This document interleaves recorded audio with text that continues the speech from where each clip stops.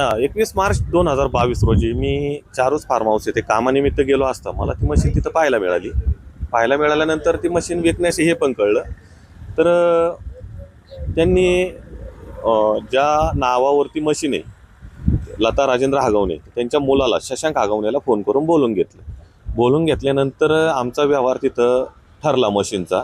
तो व्यवहार 24 लाख रुपयाला ठरला. 24 लाखापैकी 5 लाख रुपये त्यांना डाऊन पेमेंट स्वरूपात द्यायचे ठरले. डाऊन पेमेंट स्वरूप आणि नंतर उर्वरित रक्कम 19 लाख रुपये ही कर्जापोटी होती, जी 50,000 रुपये हप्त्याने महिन्याला 50,000 रुपये भरायचे अशा स्वरूपात ते हे करायचं होतं. तर ते हे सगळं प्रकरण करत असता मी चाकण येथे ऑगस्टमध्ये 21 मार्चमध्ये व्यवहार झाला आणि ऑगस्टमध्ये मी कामानिमित्त जात असताना ती मशीन बँकेने ओढून नेल्यानंतर मी तत्काळ शशांक हागवणेला फोन केला की काय झालंय, कसा प्रकार घडला. तर त्यांनी सांगितलं मी बघतो काय असेल ते, तुम्ही काय तिथं थांबू नका. मी तिथून खांडेबाराणीच्या गोडाऊनवरून मी लगेच निघून आलो. तर मी परत शशांक हागवणेला फोन केला काय झालं, तर ते म्हणले आज गोडाऊनला मशीन आहे, मला 2 दिवसात मिळेल, मी तुम्हाला देतो. 2 दिवस करता त्यांनी 4 महिने लावले. फेब्रुवारी 2024 मध्ये मी त्यांच्या घरी गेल्यानंतर राजाभाऊ हागवणे, लता हागवणे आणि शशांक हागवणे तिघं पण होते. तर त्यांनी राजाभाऊनी विचारलं काय प्रकार आहे, कसं काय. तर मशीन चालवाय दिली तर किती पैसे मिळतात. मग शशांकने सांगितलं 1 लाख रुपये महिन्याला. मग राजाभाऊने मला म्हणले 1 लाख रुपये महिन्याने तर तुम्ही आम्हाला 14 लाख रुपये देणं उचित आहे, तुम्ही 12 लाख रुपये दिले. उलट पैसे माझ्याकडून मागण्यात आले. मग मला जरा थोडंसं काहीतरी गडबड वाटल्यामुळे मी तत्काळ म्हाळुंगे पोलीस स्टेशनला तक्रारी अर्ज दाखल केला. मे मध्ये तक्रारी अर्ज दाखल केल्यानंतर चौकशी लागली. चौकशी अंतर्गत शशांकला बोलवण्यात आलं. शशांक तिथं आला असता त्यांनी 5 लाख रुपये द्यायचे वरिष्ठ पोलीस निरीक्षक गीते साहेबांसमोर कबूल केलं. तिथून तो बाहेर आला. चौकीच्या बाहेर आल्यानंतर त्याची फॉर्च्युनर लागलेलीच होती. फॉर्च्युनरमधून वेपन काढून मला म्हणला तुला एकदा सांगितलेलं कळत नाही का, मी तुला पैसे देणार नाही, तू का वारंवार माझ्याकडे पैसे मागतोय. आणि माझ्यावरती तू इथं म्हाळुंग्याला काय तू म्हणला ACP ऑफिसला जा तर DCP ऑफिसला जा. आमच्यावरती वरदा असतं खूप मोठं आहे, त्यामुळे तू काय आमचे उकडू शकत नाही, तुला काय करायचे ते कर. आणि तू जे चौकीला मागणी केलीत की मशीन जमा करा, तर खाकीमध्ये एवढा दम नाहीये की ते माझ्या मशीनला हात लावतो असं त्याने मला सांगण्यात आलं. तिथे त्यांनी धमकवल्यानंतर हे मशीन मध्ये एकूण तुम्ही आतापर्यंत किती पैसे खरं तर दिलेत आणि हे मशीन हागवणे कुटुंबियांकडे पुन्हा कसं गेलं? मी एकूण त्यांना 11,70,000 रुपये फोनपे, गुगल पे, RTGS द्वारे दिलेले. आणि मशीन ज्यावेळेस बँकेने ओढून नेलं तर शशांकने लगेच दुसऱ्याच दिवशी मशीन त्याच्याकडे ओढून सोडून घरी नेलं. त्यांनी बँकेला काय तिथं बँकेत मशीन जमा झालंच नव्हतं, गोडाऊनवरूनच त्यांनी मशीन सोडून नेलंय त्या मुलांकडून. तर मग लगेच तोच मशीन वापरत होता ते. या प्रकरणामध्ये ज्यावेळेस धमकवण्यात आलं त्यावेळेस कोणत्या अधिकाऱ्याचं नाव घेण्यात आलं होतं का किंवा कुणाचा वरद असताना? नाही, तो फक्त म्हणला आमच्यावरती मामाचा वरदा असताय आणि तू काय आम्हाला काय करू शकत नाही.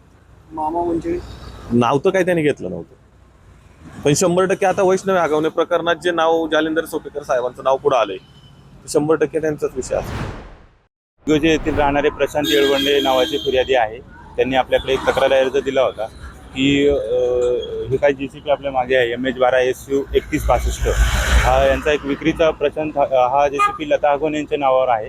आणि लता हागवणे आणि शशांक हागवणे यांच्या मध्ये शशांक हागवणेच्या ने एक 24 लाखाचा याच्यातील फिर्यादीसोबत व्यवहार केला होता. आणि व्यवहार केल्यानंतर त्याच्यातील 5 लाख रुपये रक्कमसुद्धा पहिल्या दिवशी दिली गेली. आणि त्यानंतर दरमहा 50,000 रुपये प्रमाणे बँकेला 1 वर्षापर्यंत हप्तेसुद्धा याचे म्हणजे 50,000 रुपये ठरल्याप्रमाणे दिले गेलेले आहेत. तर त्यानंतर मात्र हा JCP जो काय आहे बँकेने हप्ते शशांक हागवणे किंवा लता हागवणे यांच्या अकाउंटून बँकेला न गेल्यामुळे JCP शशांक हागवणे याने परत घेऊन गेलेला होता. त्याच्यामध्ये आहे की बँकेने कारवाई केलेली आहे, परंतु ती कारवाई रीतसर झालेली आहे नाही आहे या संदर्भात आपण पत्रव्यवहार केलेला आहे. आणि त्याच्यानंतर JCP हा फिर्यादीला परत न मिळाल्यामुळे किंवा त्यांचा व्यवहार जो ठरलेला होता व्यवहाराप्रमाणे शशांक हागवणे आणि लता हागवणे यांनी पूर्तता न केल्यामुळे त्यांनी तक्रार अर्ज दिला. आणि त्या तक्रार अर्जावरून त्याची फसवणूक झाल्याचं आपल्याला प्राथमिक दिसतंय. त्यावरून आपण हा गुन्हा दाखल केलेला आहे. आता केव्हा खरं तर यांना ताब्यात घेतलं जाणार आहे? त्यातील जे काही आरोपी आहे ते दुसऱ्या गुन्ह्यामध्ये न्यायालयीन कोठडीत आहे. तर न्यायालयीन ती जी काही त्यांच्या अटकेसंदर्भांची प्रक्रिया आहे तर ती मी स्वतः तपासी अधिकारी आहे, प्रक्रिया सुरू आहे आणि न्यायालयाची मान्यता मिळाल्यानंतर आपण लवकरच त्यांना ताब्यात घेऊ. टेक्निकल आणि इंजिनिअरिंग एज्युकेशन देणारी नामांकित university BTech electronics and computer engineering 2025-26 या शैक्षणिक वर्षासाठी रजिस्ट्रेशन सुरू. पात्रता गणित विषयासहित इयत्ता 12वी उत्तीर्ण. प्रत्यक्ष इंजिनियर्स कडून टेक्निकल आणि इंजिनिअरिंग शिक्षण. जागतिक प्रकल्पांचा अभ्यास, ग्लोबल करिअर घडवण्याची संधी अशा वैशिष्ट्यांनी सुसज्ज अजिंक्य DY Patil university, the innovation university.